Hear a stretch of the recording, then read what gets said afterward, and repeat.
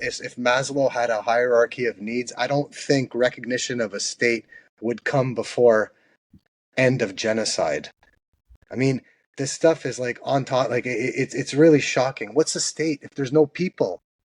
China has been quite passive in, um, I mean, you can kind of say accept that Iran was going to get attacked by the United States. They could have stepped up and shown a lot more conviction in defending Iran's sovereignty, whether it is through indirect consequences, whether it is through bigger military demonstrations of might in the Taiwan Strait or anywhere else just to show proper counterbalance to the United States. Whether we like it or not, this is going to end very badly for the Global South's ability to organize and to fight for their own anti-colonial cause. And at the end of the day, it will all return to China. Why do you just let the empire just eat everything away from you? What's going on here? Where's this passivity coming from? This whole do nothing and win, I think, is a fairly good policy up until we've seen the West's ability to just orchestrate a genocide and still get off the hook. The European Union is a tremendously tightly integrated capitalist bourgeois bureaucracy. And so they have tremendous control, not just on the people and the working class and the poor and so on and so forth, but on the nations themselves. And so in addition to that, they're all kind of, the European Union is definitely can be viewed as being subordinated militarily, politically, culturally to the United States. And of course, in the economic sphere as well.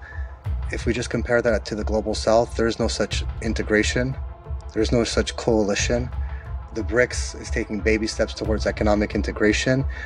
It is still capitalist development and subject to the US as a world reserve currency, at least for now. So I guess what I'd be getting to is that have states ever been effective forms of deterrence for the poor, the working, and the downtrodden? Ever? Let's say it's the heterogeneous nature or the diverse nature tapestry of Palestine protesters signifies that it doesn't have a direct control on any fundamental apparatus of production. They're not workers.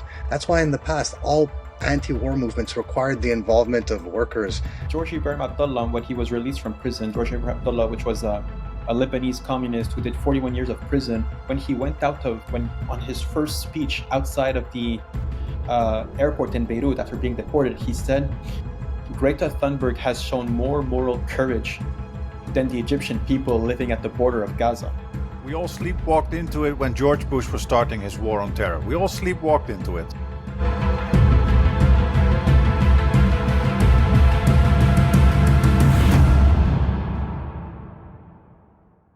Yeah, we have been talking about the past few days indeed, with Tariq Chiril Ammar, also with Dimitri, of course, and also among ourselves. We noticed that, listen, all of us agree on one thing, that what we're seeing happening around the world right now with imperialism, and in particular in Palestine right now, the main culprit is the West. And we are the first to discuss that. We've been doing that for years now. So let that be very clear. But there also seems to be, we notice, a kind, and all sides have that problem, a kind of lack of discussion, nuanced discussion about our own side, the side that we sympathize with. Peter and myself, we sympathize, for example, a lot with China. We're big fans of China. We live in China. But we also want to be able to discuss, for example, why is it that a society like China, but also other societies around the world, who were formerly colonized, who suffered under the boot of empire for 500 years, are currently still trading with Israel? I mean, where is that action of the Global South saying until here and no further? That is the kind of question that we are struggling with. You know, China is an extremely important trading partner of Israel.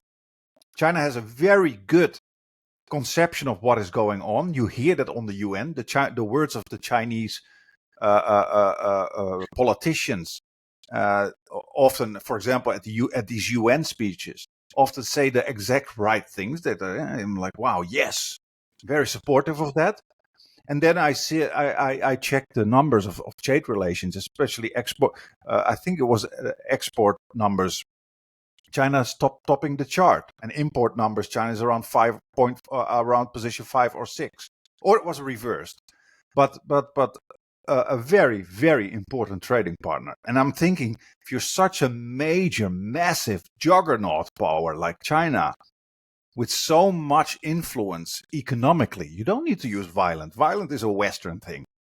With so much economic leverage, why is China, and also with the good position at the UN, then I'm wondering, why is China not saying, guys, you're not getting our stuff until you stop slaughtering the Palestinian children?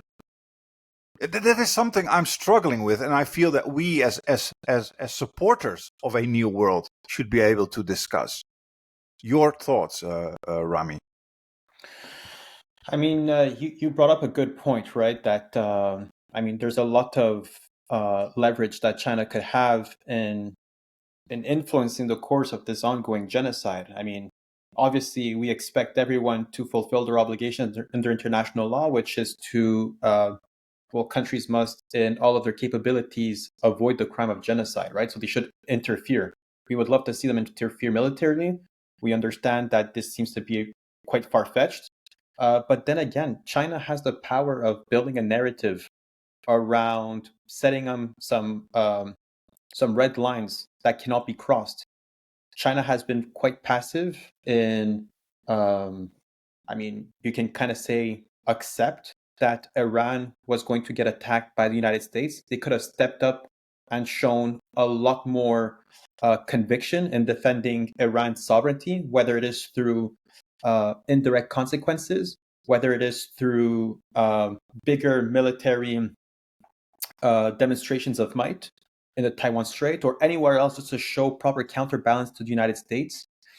But also just to, in its narrative, being able to show much more support for Palestine, that would empower and embolden regional actors to interfere. We understand that it's a lot easier, or much easier for non-state actors in a asymmetrical warfare, right, to interfere. That's why we see the militias in Iraq. That's why we see Hezbollah in Lebanon, Ansar Allah, which, I mean, it's hard to evaluate whether they should be considered conventional or non-conventional military groups. It's much easier for them to interfere. But with proper Chinese backing, you might see the rise of more of these groups that will come to the defense of Palestine. So this is what I would love to see from China. It's taking a much more empowering stance towards Palestine, not necessarily to directly interfere militarily, but to encourage people to take whatever means they have to join. And I mean, there's other things that we've seen around the world, right? There was this conference in Bogota by the Emergency Conference of States in Bogota, which came up with like 4 types of statements, gathering 4 points where, like, I mean, it does a couple dozens of countries rallied behind. But the harsh reality is that we're noticing that the regional countries, right, surrounding Palestine are working in tandem with the United States in advocating for disarmament of Hamas's military wing, of basically removing Hamas's political presence in Gaza. And now we're seeing much more recently with the president of Lebanon giving an ultimatum to Hezbollah to surrender its weapons by the end of the year. And the lack of support from China and from these larger political powerhouses around in the world is that we're going towards the kind of depeification of the region, right? Now that you have basically puppet states in Syria, and then you have Lebanese government doing America's dirty work in pacifying the country. And it's hard to point fingers and truly understand where's wrong, but we know that at the end of the day, whether we like it or not, this is going to end very badly for the Global South's ability to organize and to fight for their own anti-colonial cause. And at the end of the day, it will all return to China. So that's just the way that I currently see it. Where do you think that comes from, Rami? Like, I personally, I often focus on the sociological and also psychological aspects of these things. Is that a lack of confidence or something? Because it's so baffling to me that you build up as such a vast network of trade and economic relations in a very positive way, like China. You build a Belt and Road and you do everything very well, and then suddenly empire is just eating the pie like crazy, like it's starting to like Libya. The Chinese had to remove 30,000 Chinese out of Libya when they destroyed Libya. Now they destroyed Syria. Now they attack Iran. They're getting closer and closer to the China borders. And I'm like, why do you just let the empire just eat everything away from you? What's going on here? Why are you so bad? Is there still that lack of confidence that is internalized among formerly colonized societies? China, of course, was not officially colonized, but it was so carved up. Large parts were colonized. Like, what's going on here? Where's this passivity coming from?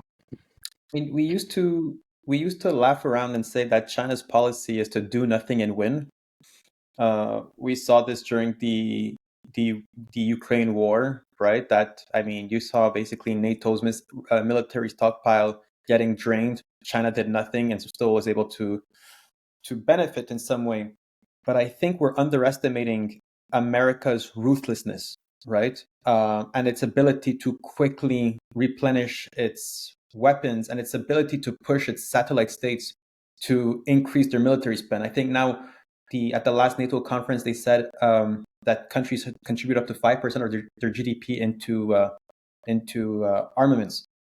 So this whole do nothing and win, I think, is a fairly good policy up until we've seen the West's ability to just orchestrate a genocide and still get um, off the hook. So this is, I think, China needs to recalibrate and understand who they're dealing with, because this could only get worse for China. So this policy of do nothing and win clearly does not scale with the amount of killing and murder that the West is ready to go towards. There's this understanding. I think China is also in a different situation where it needs to gain support of its population. It doesn't really have military experience, right? At least in the modern day, in modern warfare. And I think that China is also very reluctant of having the need to govern during a war or after a war, right? And the consequences of, I like to say, like bringing the war back home. So if they do get involved, if they do push their might, well, what are those consequences in Chinese society? But at the end of the day, I think we should all agree that the Americans have shown that they're not willing to cooperate, and whatever they've executed in Gaza, they'll be able to export it anywhere else around the world. Yeah. Right. Zaid, maybe you have some thoughts?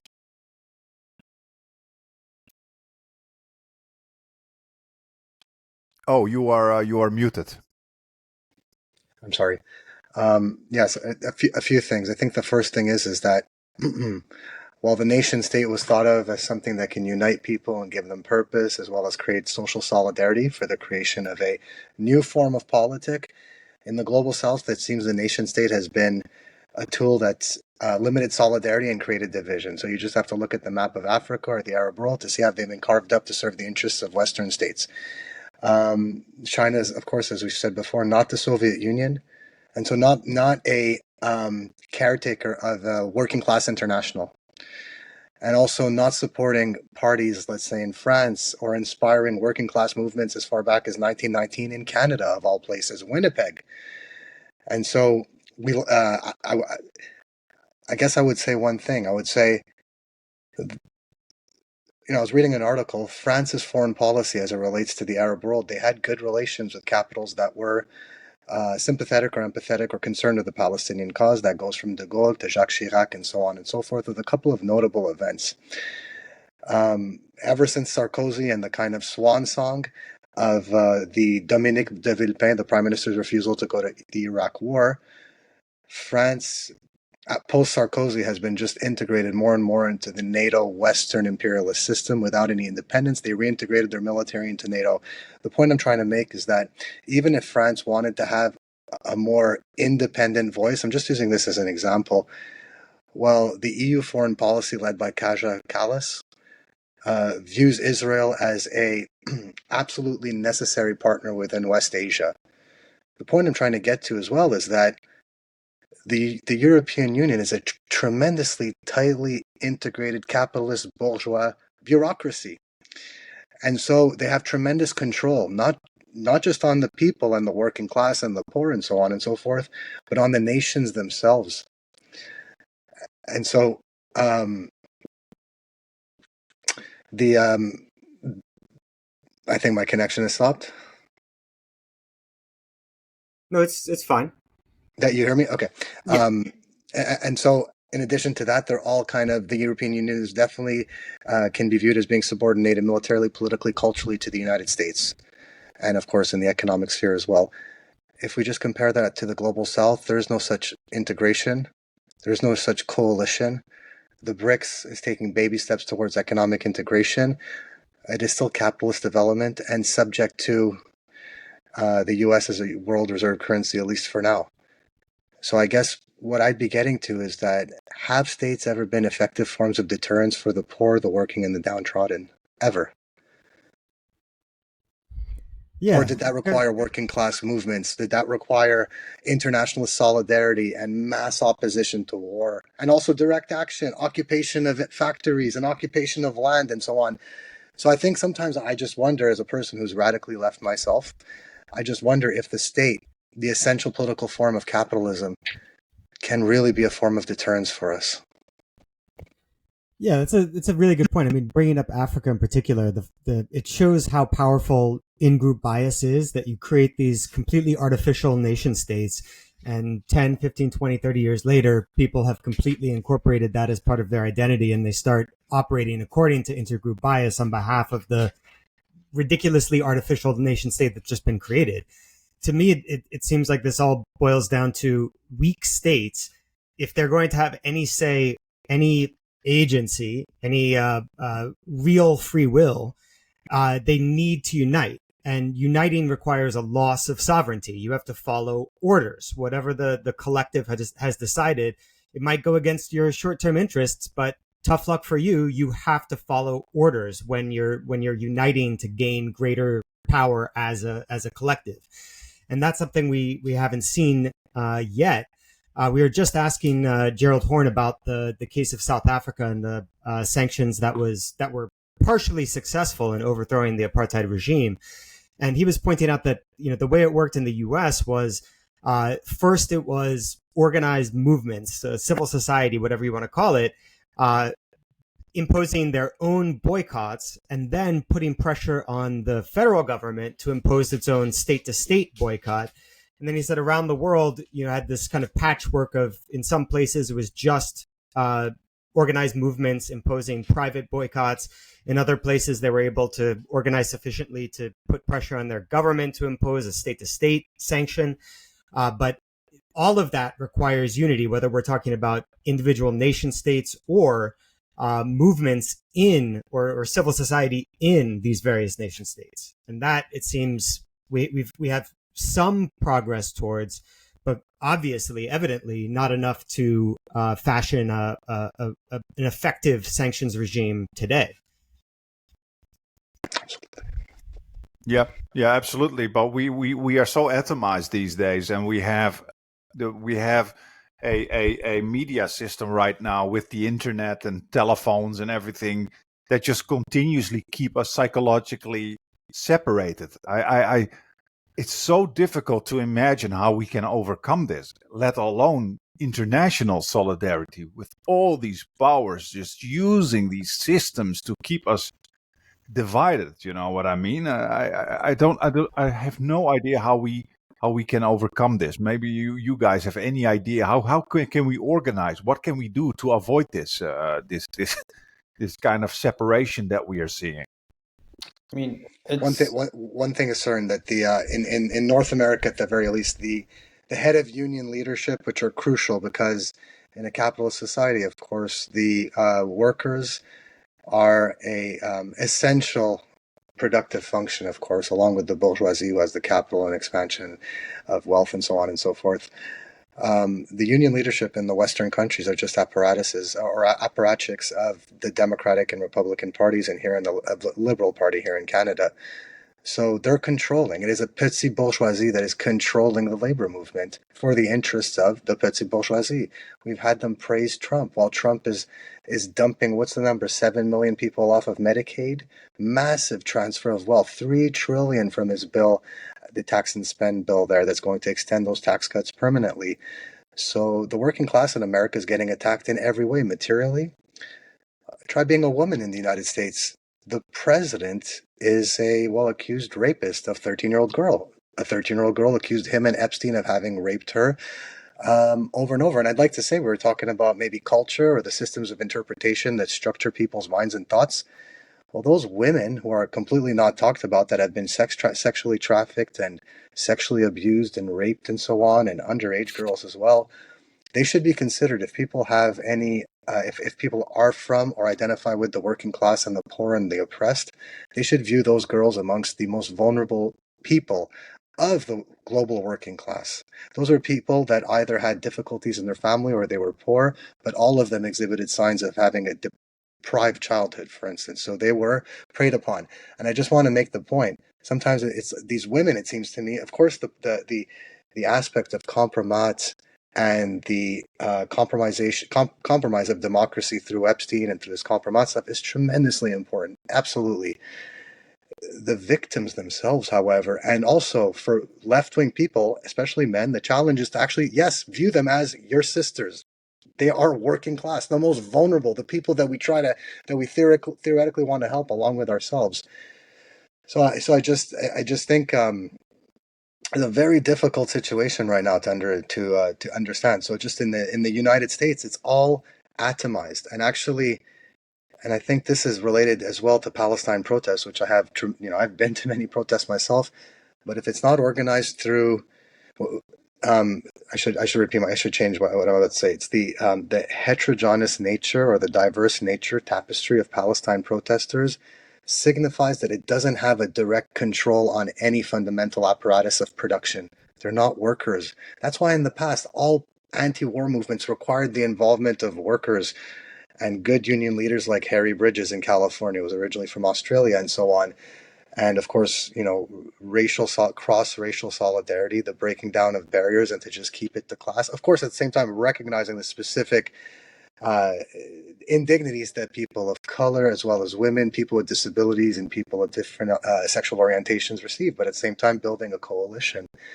Where is that? And that union leadership, that petit bourgeois union leadership, which existed in Mussolini's Italy as well, so it's not a unique phenomenon now, and it must be combated. They are absolutely one of the worst aspects or dimensions of the inability to organize working class solidarity to prevent all of this. And man, it's like the systems, we don't have working class newspapers, and we have people of the working class, maybe more of the settler working class, but still you got Latinos and blacks and some Arabs and so on that like Trump for his social conservative values. Also, some of those groups are high income. And so, they're willing to just go with the entire project. And so I would say one thing that makes me pessimistic is when I look at the population as an object of study, the fact that Trump can appeal to them so much, it's really, really hard as a person that wants to count on the working class through cross-racial, cross-ethnic, cross-identitarian solidarity. So Yeah. Go ahead, Rami. Yeah. So I mean, just earlier, Peter was talking about the importance of boycotts and its strategic role in influencing or building momentum in the campaign of ending apartheid in South Africa. And there was a statement that came out, I believe, from Trump saying that, basically, we all know that there's been a big crackdown and criminalization of the boycott movement against Israel in the United States. And basically, there was a statement from Trump saying that states that have endorsed the boycott of Israel would be not entitled to receive disaster relief aid. And I mean that just shows the recognition from the federal government of and the need to crack down on boycotts.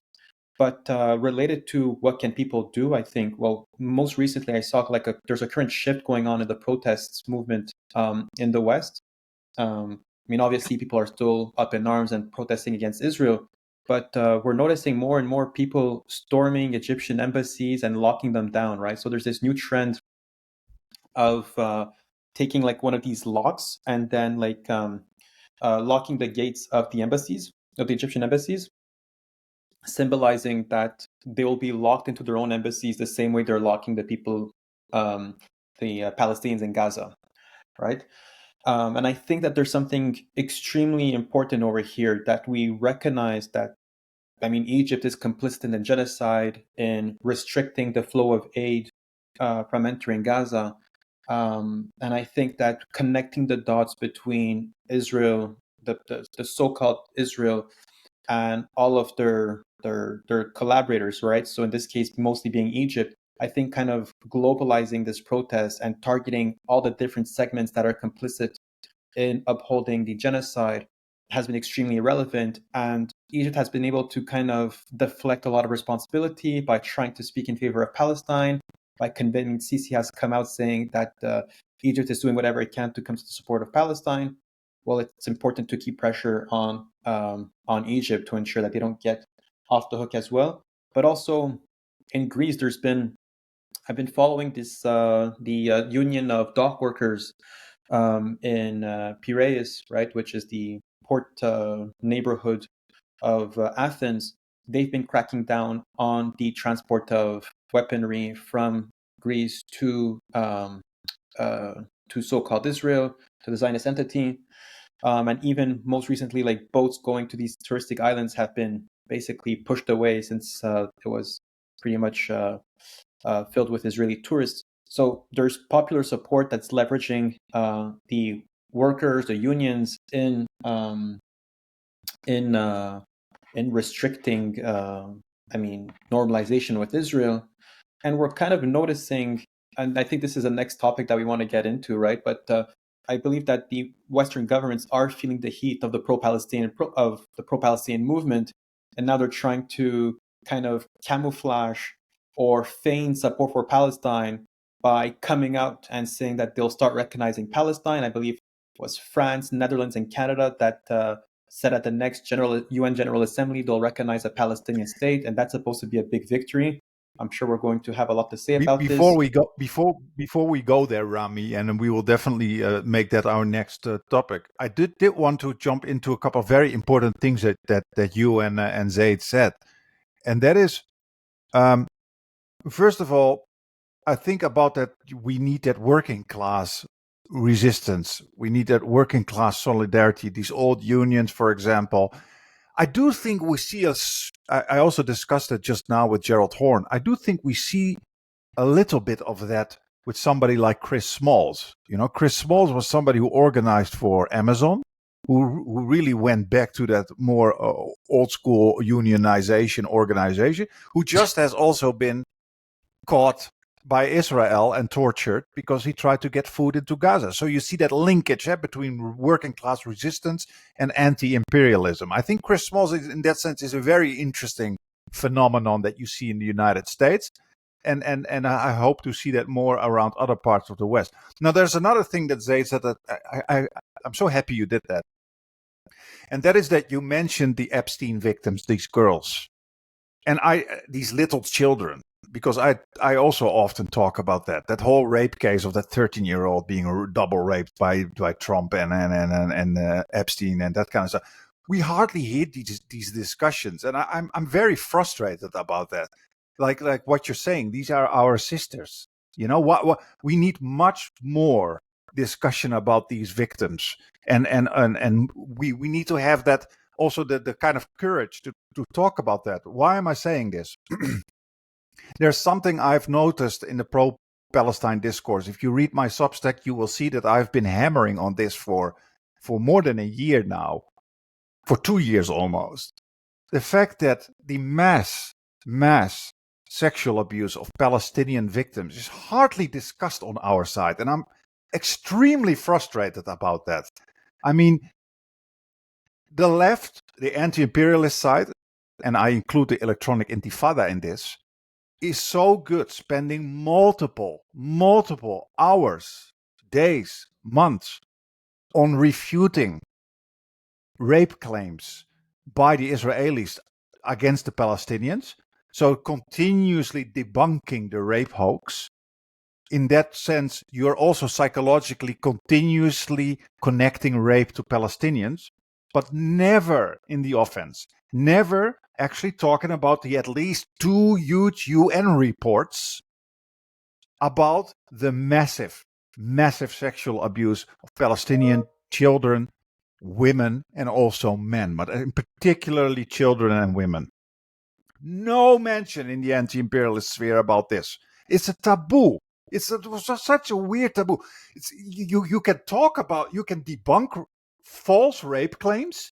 You can talk for hours about this, but you cannot talk about the UN reports of the systematic sexual abuse of innocent Palestinian victims. It's horrible, these stories. You know, torture and rape rooms and all that kind of stuff, and filming everything and letting them move and sit in weird positions. It's really, really shocking stuff. And these are children, man. These are often orphans. And I'm so frustrated about it. My subscribers and myself have emailed, for example, Electronic Intifada about this.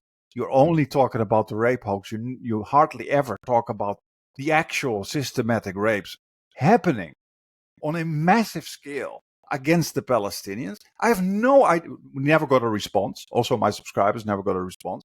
No idea why where this taboo comes from. No idea why we cannot discuss this. But we're not helping the victims in that sense. You know, I don't know if you guys notice a similar thing, Zaid. Have you noticed that kind of taboo? Well, I haven't until you brought it up, and I haven't obviously done an exhaustive study, but I believe you because I haven't heard about it. However, the only thing I'll add to this, and I don't know if I can, the Electronic Intifada seems like a secular organization and whatnot, but I remember probably about a year ago, there was a man who said his sister got raped, or no, the woman in Gaza said she got raped. And then what we heard after that, so it's a reflection of at least the conservative side of Palestinian culture. And we know, of course, a lot of conservative societies, the honor of the males goes through the chastity of the woman and so on and so forth. So, and that's why we get the phenomena of honor killings in certain places. And then so what happened is she says, I got raped, I got touched, and whatever it might be. And then a day or two later, you get Hamas officials saying, we spoke to the brother confirmed it never happened. Palestinians, rest easy, this genocide will continue, but we at least this woman didn't get raped. And so it just shows to me it was, well, that's ridiculous. It's like all of our egos or all of our manhood, our masculinity will be denigrated if this happened. No, we need to report it happened, and we need to show the savagery of it, and we need to also work on not shaming the victims of rape and saying in Islamic conservative societies, parallel just outside, the women of the Rohingya who are Muslim, who've gotten ethnically cleansed out of Myanmar, well, they're viewed by the general society and the males, obviously when I say general society, the males who hold the power in these refugee camps as damaged goods. And of course, that's a phenomenon that exists in many places. So, we perpetuate and we reproduce socially the victimhood of the woman. So that's the only thing I want to add. I don't know if I'm not accusing Electronic Intifada. I'm just adding that perspective of some of the pitfalls of a conservative society where we're not willing to seek out justice because of these taboo subjects. Yes, good point. exactly. And then a final comment, and then I'll give it to you, Peter. Is what you just said, Rami, and we also discussed that with Professor Horn. Is that people are now targeting Egypt, for example? It's about time. But also, I hear more and more voices raised in West Asia that the Gulf states, need to be targeted more by the resistance. And I think that's also a good development, because these Gulf states just come out unscathed the whole time with their imperialist, capitalist crap around the world that is just unbelievably damaging. So I guess that's a good development that these activists are targeting these pawns, that are helping U.S. empire. Anyway, Peter, go ahead. No, I was just going to say, that you made me connect something. The striking success of Mossad in Iran and getting all of these agents on the ground. I wonder if that's not connected as well to kind of religious conservatism, whereby if you'll receive such a social sanction for aspects of your own sexuality being leaked, then that's a really key pressure point for an outside intelligence agency to just do all the spying they can on you, find anything in your sexual life that you would be embarrassed about if it got out in a conservative society, sexually conservative society. And then that's a leverage point that wouldn't exist if people were, minded their own business when it came to other people's underpants, Kareem, just because you were talking earlier about the rise of resistance against Egypt, as well as the focus now being put towards the Gulf states, Saudi Arabia, the Emirates. I've been following a couple of friends of mine in Tunisia, and it seems like there's a group that was created there called Palestine Action Tunisia that has been doing great work over there, keeping accountable. Certain actors within Tunisia that have been collaborating with Israel, but also in other countries in the Middle East and in North Africa, right? So we saw that there was this North African convoy from Morocco, Tunisia, Algeria, Libya going towards Gaza that was then shut down by Egypt, even before crossing into the Sinai. But I think at the end of the day, right, we know that the Palestinian people under heavy occupation, blockade, calorie counts in Gaza were able to, despite against all odds, resist on October 7th and send a huge blow to the Zionist entity. The question that's going through my mind now is what's stopping the people in Egypt from doing a similar October 7th? And the people in Gulf states to revolt against their own people. It seems like there's this big image of the Palestinian people of being these great resistance fighters, which of course there's truth to this. But as people that are also occupied by collaborators and these Zionist satellite states, you have your own opportunity of showing the strength of the Palestinian people and resisting against your own governments. So I think this is also, of course, we live in different times now. There's no more Eastern Bloc able to support guerrillas or freedom fighters in Egypt to resist. But then again, the times that we're living in are exceptionally crucial. We're witnessing the attempt to ethnically cleanse an entire population from Palestine, from their land. Actually, from the lands they live as refugees on, right? I think that there's a huge moral obligation on the people in Lebanon to keep Hezbollah armed in order to resist Israel's attempt to, set up a similar collaborator state in Lebanon. There's a huge obligation on the people in Egypt to resist Sisi. So, what I would love to see right now is much more militant forms of protest. We saw some actors in the Syrian army defecting during the early years of the so-called Syrian revolution. Why aren't we seeing anyone in Egypt right now defecting? A military that is collaborating with Israel. Why are we seeing anyway? So that's just my state of mind right now. Is that we're in exceptional times that requires exceptional measures, and when will we see the leadership of the Egyptian people? George Ibrahim Abdullah, when he was released from prison, George Ibrahim Abdullah, which was a Lebanese communist who did 41 years of prison, when he went on his first speech outside of the airport in Beirut after being deported, he said, Greta Thunberg has shown more moral courage than the Egyptian people living at the border of Gaza. And this is, this is one way to put it. So this is where my disappointment is coming from. And of course, this disappointment extends to me as well, right? There's a lot more that we could all do. But then And again, Chris right? Smalls. Chris Smalls also just an American dude, working class dude, who already got the boot. Yeah. Right. He was detained, I believe, for 4 or 5 days, along with a Tunisian comrade. So I believe there's a lot we can learn from the Palestinian people, and I think the Egyptian people should execute based on these teachings. Yeah, I mean, one answer to the question of why like Egyptian officers hadn't been defecting is like, to which group would they defect to? Like, which group do they have as an option that would provide protection and organization?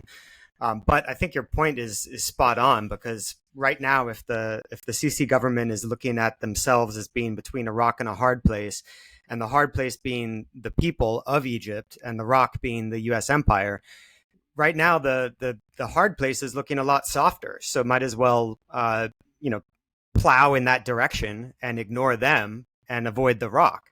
But if the hard place hardens up and provides more of a threat to the regime's stability, then the calculation can change a little bit, at least insofar as having some strong reason to go back to the U.S. and say, look, sorry, you can cut off all funding and screw us in so many ways, destroy our economy, but we have no choice, because otherwise we're going to be overthrown.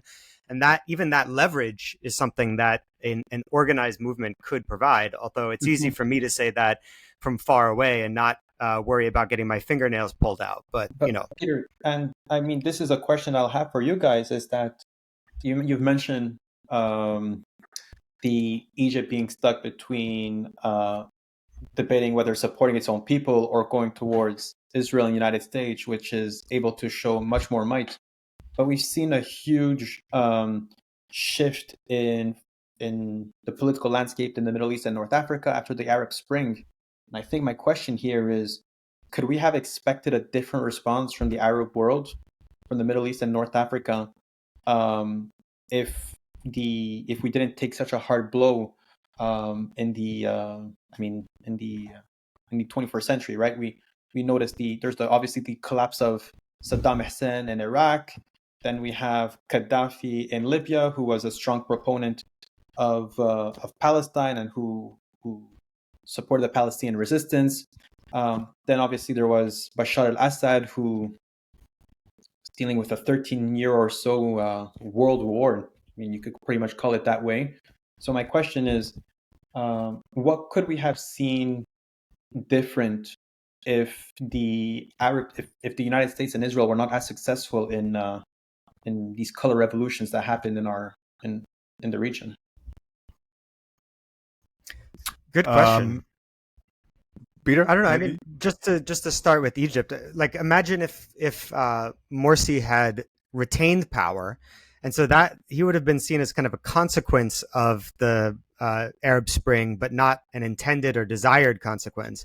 But if that government were still in power, I think it's easier to imagine the rock and the hard place calculation changing quite dramatically, because he would be very much reliant on the support of the masses of the people in defense against the military establishment. So I think that calculation would be radically different, although that's not really what you were asking about the broader Arab Spring, but it's just something that comes to mind that would be of interest, because the Morsi administration was a result of the Arab Spring. I doubt very strongly if anyone in the U.S. wanted that or intended that as the result, but I think that would fundamentally change the calculus. But I don't know. There's plenty of other examples to look at. Maybe you have some thoughts, Zaid. I don't have an answer to this. I just think Egypt is a bit tricky. So Egypt, the military controls a large part of the economy, and that military is getting about 1.3 billion annually from the United States. So that, the economy is, I just looked it up, their GDP per capita is 3.3 thousand US dollars annually. And so that's not very much money. And of course, we can question how that's distributed. So you have tremendous poverty. And so the economy, the people, civil society is completely or largely dependent economically on the military, who owns banks and owns all sorts of interests. So that's a tough one. In terms of the people would have to rise up against the military. Now, does the military have? I would look within the military. Of course, there was Nasser, who came from the Free Officers Corps and overthrew the king, King Farouk. So is it possible that there are some people in the military that cannot stand themselves, that feel ashamed, that feel some kind of international or Arab solidarity or Islamic solidarity at the very least? I think it's possible. And I think, like these people are trained in the arts of the military. They've studied a lot. They've done all this only to sit back and watch innocent people get genocide. And of course, I could say that for any military in the world, not just Egypt, but of course, Egypt has a certain cultural as well as geographic proximity. So I would wonder, are there elements within the military establishment that are sick of this and that have alternate plans as it relates to potentially getting more support from China and Russia? Because we're seeing Egypt have some integration into China and Russia economically and militarily. So that's where I would look at a potential change of government. And I can't imagine that most people like al-Sisi. They're just, forced to have him because he's so authoritarian. As you mentioned, you don't want to get your fingernails pulled out. So I'd look more to the military than society right now at this point. Mm. So I guess we could move on to that other topic that you were talking about, Rami, and I think Zaid also has some things to say about that, about the whole now the whole recognition of a Palestinian state by Western nations, while a genocide is going on. The country is completely destroyed and carved up, and there's hardly any feasible state possible. What are your thoughts on this, Rami? On the topic of recognition of Palestine, I mean, this is where I believe there's a huge importance in doing the work that you guys are doing and educating. On YouTube and all these great platforms. I'm noticing a lot of people on social media taking pride in Canada recognizing Palestine as a state, although it comes with conditions. When we recognize state sovereignty for people, it means there's sovereignty is a big word, right? No state is recognized through certain conditions on who or what can govern, especially in a context of Hamas being heavily supported in Gaza and even in the West Bank.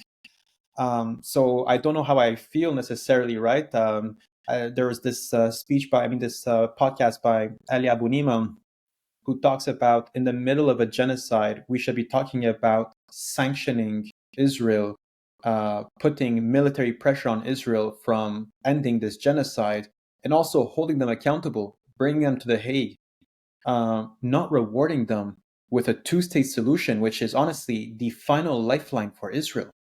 The alternative of a two-state solution is a one-state where obviously the Palestinians would outnumber the Israelis, especially with the right of return. So I don't see recognizing Palestine as a state as being necessary at this time. And also Canada is taking it. I mean, I've seen this sadly on my Instagram, people celebrating the airdrops of aid that Canada and Spain have been doing. While there's thousands of trucks lined up at the border in Rafah, ready to cross into Gaza and to deliver aid. So obviously, there's with the whole genocide, and we're trying to deflect our own responsibilities as Canadian citizens. We resort to these symbolic stances that is able to fool some people, probably like people not too aware with what's going on in Palestine. And it's a token that we're supposed to give to appease people that have been protesting. But this is where we need to double down and hold the government accountable. What we need is commitment that we will not let Netanyahu. I mean, if he comes to Canada, we would send him to the International Criminal Court to be tried and prosecuted and execute any warrants that is in our possibility to execute on. And also empower the Palestinian people. I mean, I think honestly, in this day and age, we should be doing everything in our favor to support the Palestinians in their resistance. That means giving them any types of weaponry, military and survival aid. So it comes with, I think it's a huge distraction that is just meant to shift the topic of discussion and distract us from truly holding Israel accountable with means that is in our capability. Also, there was this report by the Palestinian Youth Movement, which is a youth Palestinian advocacy group in North America, and they published a report showing that Canada is till this day sending bullets and ammunition to Israel through some loopholes. Minister Anand has been saying that the Canadian government has not issued new permits, but existing permits are being used to transport bullets to Israel, to the Zionist entity, and that's being sent on commercial aircrafts, right? So passenger aircrafts. I think they've listed a couple, like Air Canada, there's FedEx, there's 40 airlines that were mentioned in this report for transporting military aid to military components to Israel. And then, of course, there's a loophole as well that the Canadian government can export weapons to Israel through the United States, since these transfer of weapons do not require licenses when they're exported to the United States, and then they could be redirected to Israel. So we can clearly see this as an attempt. I'm speaking on behalf of I'm speaking of Canada, since this is where we get most of our news. But that's not different with France. I mean, France has given a financial aid and a student visa to a couple of refugees, Palestinian refugees who fled the war in Gaza, the genocide in Gaza, and they went through their social media posts and ended up deporting one of these students to Qatar, right? Just because they wrote a post that seemed to be so-called anti-Semitic. So this just shows over here, right, that the French government, the Canadian government are stuck in a very, they like to claim to be stuck in a difficult position when in reality it should be quite simple. And they're resorting to these empty, symbolic actions to just deflect their own responsibility and possibly their own accusations for complicity in the genocide. Yeah, Rami, just to jump in really quick, it would be kind of a beautiful cosmic equilibrium if it was Canada that ended up arresting Netanyahu and sending him to The Hague after being the U.S.'s little henchman and arresting and taking as a hostage, essentially, that CFO of Huawei for the crime of violating the U.S.'s illegal sanctions on Iran. Yeah. Well, Your that's thoughts, the Zaid? order. Yeah. So I think there's a real concern here that what the UK, Canada, and France are doing is to set up a discursive confrontation with the Palestinians. If for those who followed the Oslo peace accords, the Palestinians were always required to stop terrorism before the negotiations would proceed. Negotiations, of course, as I've maybe mentioned before, had the Palestinians starting at a point below what all peoples are guaranteed under international law. And so what's worrisome right now is they're putting, as Rami mentioned, a set of conditions. So disarmament and Hamas not participating in government, leaving the Palestinians effectively without any protection whatsoever. You can look at Hamas as a people's militia. And so it seems to me that it's going to be a set of conditions for an ideal that will never actually occur, and that ideal being, the ideal in their minds, a two-state solution with a apartheid Israel next to it. And so I'm worried that it's just setting up a discursive set of preconditions that the Palestinians will always have to chase. And I thought of the same thing. If Maslow had a hierarchy of needs, I don't think recognition of a state would come before end of genocide. This stuff is like on top. Like it's really shocking. What's a state if there's no people? It's a big land. Joke. Excuse me? Or land. The West Bank is completely annexed. That's right. So it's shocking to me. South Lebanon has been emptied of its population as well. So I think it's Canada continues, as Rami has mentioned as well, to increase security, increase trade. They've proscribed a Palestinian prisoner solidarity network, which is Sami Doon, the Popular Front of Liberation of Palestine. Approximately 10% of the Canadian terrorist list, proscribed organizations, are Palestinian, people fighting for the liberation of their land. And so, it seems like the material actions do not match this type of discourse. And let's not forget, a couple of weeks ago, Mark Carney gave us this very interesting, unique formulation, a Zionist Palestinian state. So that's maybe what he's talking about. Maybe he's talking about really just the conquest of Palestine by Israel, or just a pliant little minority of Palestinians that stay on their reserve and just kind of obey their master. And so, in addition, the United Kingdom is pursuing very significant legal action. For example, prescribing, putting on the terrorist list, Palestine action. And right now, it's subject to, it's subject to judicial review after an intervention by the lawyers of Palestine Action. So that's positive news. However, there is a group of people called the Leonardo 3. Leonardo is a weapons manufacturing company from Italy that has a manufacturing plant in Edinburgh, in Scotland. And of course, they supply Israel. And so there's an entire group called Shut Down Leonardo. So they do certain actions. There's three women who drove a van into a fence of Leonardo. No one was hurt. Damages are pretty minimal, and they're being accused essentially of they're being accused with serious mischief aggravated by terrorism. And then the driver was accused of dangerous driving aggravated by terrorism. Imagine that. So it's not terrorism as the core, very kind of serious accusation. It's just dangerous driving mixed in with a little bit of terrorism, which then allows like a secret judge. Terrorized all over the country now. Excuse me? Fences are in terror, and that's right. They have to bow to the will of these three women. Mm-hmm. And of course, we all sleepwalked into it. We all sleepwalked into it when George Bush was starting his war on terror. We all sleepwalked into it. They set the precedent, right? They enlarge the realm of what's acceptable, and that's what Israel's doing as well. Why doesn't France just deport 1 million Muslims? I mean, it can't be as bad as what Israel's doing, anyways, which is the beacon of the protection of Western civilization.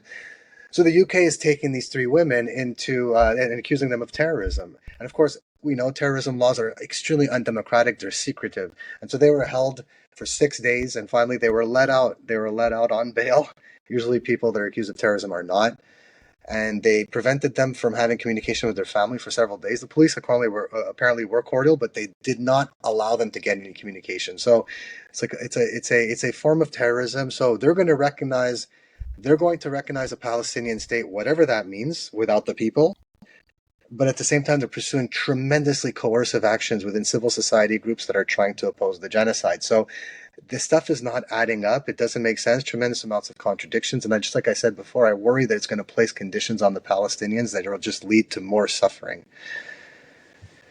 Yeah. And people should also stop saying the whole time like, oh, we're losing our democracy or we're moving into fascism. It's like this almost internalized Western supremacy that we don't have these kind of states that's happening in the rest of the world. No, stop it. We are that kind of world in the West. If peaceful activists who harm a little bit of how can you say that, private property of a weapons industry, not human beings, are considered terrorists and can get jail time. We are in a already hyper authoritarian, non-democratic state, and it's getting worse and worse and worse because our states are now for 2 years supporting a genocide. So don't even think for a second that what you just said, Zaid, that Muslim minorities in the future is that it's not going to be their turn. Because I remember a conversation Peter and I had with Laith Marouf, who had been warning about this already almost 2 years ago. He said, Muslim minorities in the West are going to be next.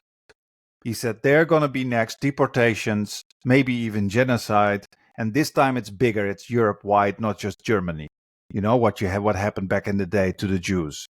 So in other words, if you see what they're supporting now and how they treat activists, imagine when you that right wing populism is becoming even bigger because it's a very good distraction from all the class issues that we have.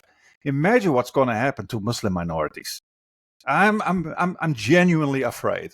I'm genuinely afraid. I just want to throw something out. We're almost at the hour, but I view the whole recognition of the state of Palestine thing and the broader shift in talk among leading politicians in Western countries a little bit differently. I agree with what all of you have said about its complete, total insufficiency, its kind of cynical aspect of pushing for something that will then be used rhetorically as oh, look at these intransigent Palestinians. You know, we tried, throw up our hands. Oh, well. But I view this as the result of a successful campaign over the past 2 years to try to, for the first time, to shift public opinion in the U.S. at least, but also in North America and in Europe. And it's only now that there is such a clear majority in the U.S. and in other countries against the genocide that now some politicians are starting to get nervous, and now they're emitting sounds out of their mouths that we interpret as, oh, they support a Palestinian state. What do you think we can do, or should do rather, to continue the educational efforts to bring in some of these people that are newly aware of the genocide and newly in opposition to it, to basically to gird them, to give them the education they need to see through these attempts to kind of deflect and paint these centrist or center right, center left politicians. They're trying to paint themselves as anti-genocide now, pro-Palestine, etc. What educational effort do we need to do to better inform these normies who are just now realizing the reality of the situation, so that they don't get suckered by this latest push from politicians to try to paint themselves in green, red, white, and black? I mean, the Palestinian people have been very, very clear in what the demands of our people is, right? It's the thawabit, which is the principles, the guiding light into the values that cannot be compromised for the Palestinian, right? And it revolves a lot around the right of the Palestinians to stay on their land and the right of return of the Palestinian refugees. And at the end of the day,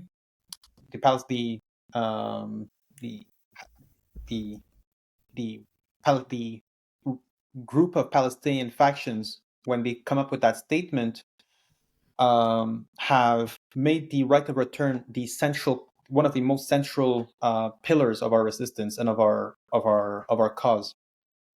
And I believe that as long as we're focused on what the demands of the Palestinian people are, that will help us not get distracted by all of these games that the West is playing with us. I also think that it's maybe time to publicly start talking about what a one-state solution is, right? They often tell us that the one-state solution means the ethnic cleansing of the Jews off of Palestine.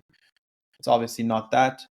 And also, when we talk about one state, we're forced to talk about the right of return of the Palestinian refugees. We're forced to talk about what does it mean to build a Palestinian state, giving self-determination to the indigenous Palestinian people over their land from the river to the sea.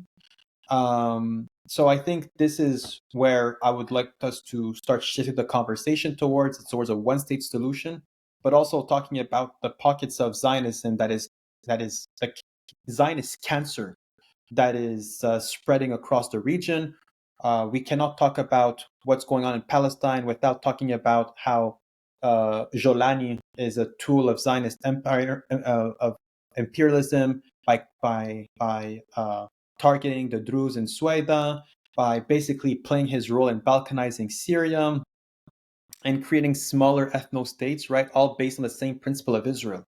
So I think we cannot talk about Palestine in this vacuum, and we have to link it towards all of these consequences of what Israel's presence is having on the region and how it's fueling, misguided nationalisms. So I think this is where I think we should play our role, keeping focused on building movements that unite people, the one-state solution, and also recognizing the impacts of Zionism and basically dividing and balkanizing our region. And also that starts by putting the resistance first and foremost and staying loyal to the thawabits of the Palestinian resistance, these guiding principles, and not let any Western government speak on the behalf of the Palestinians. And I think, yeah, that's my 2 cents on that. But yeah, curious what you guys have to say. If I agree. The eco-Marxist Andreas Malm, Swedish eco-Marxist, had written that the challenge for the global left was to unapologetically and without reservations support the Palestinian resistance and to support it proudly as well. So that is to say, without saying but October 7 and without saying but Hamas and this type of thing. So I think that goes along with what you said, Rami, about engaging directly with Palestinians and their views. And particularly if you happen to be left or pretty radically left, is to engage with the Popular Front for the Liberation of Palestine and other socialist-leaning groups like that in Palestine. And it's all available to us. They publish materials in English, and they also publish daily on Telegram through the Resistance News Network, for example. So I think that's the real challenge. And so I would also say that, if people take a materialist analysis, yes, economically as the foundation pillars and the pillars of society, but also look at the discrepancy or contradiction between a country like Canada's actions and Canada's discourse, it becomes a lot easier to start to untangle things, along with, yes, engaging with the voices from Palestine and also even the different identities. I want to point out, as I mentioned with these 3 women, but also the founder of Palestine Action, they're all women. And I think that's something that's tremendously hopeful, that women are once again taking a leading role within Palestinian resistance. Absolutely, yeah, absolutely. Well said. And I think that's a good note to end it on. Fantastic, guys, and we're gonna call you up again in a month or so, and then you can update us again on the things that are going on. This is always so informative. I could go on, but let's leave it here. For you guys, it's late. For us, the day is starting. Great talking to you, Zaid and Rami. Thank you so much for taking the time. And I think Rami wanted to say something, or yeah, go ahead. Good night. Oh, okay, yeah. Thanks, Zaid, and thank Rami, and see you guys next time. Thank you, Peter, Kareem, Rami. Thank you very much. Pleasure. My pleasure. Bye. حبيت القمر طلع القمر اصطناعي شميت الورد طلع الورد بلاستيكي أنا حبيت القمر طلع القمر اصطناعي شميت الورد طلع الورد بلاستيكي تكتيكي تكتيكي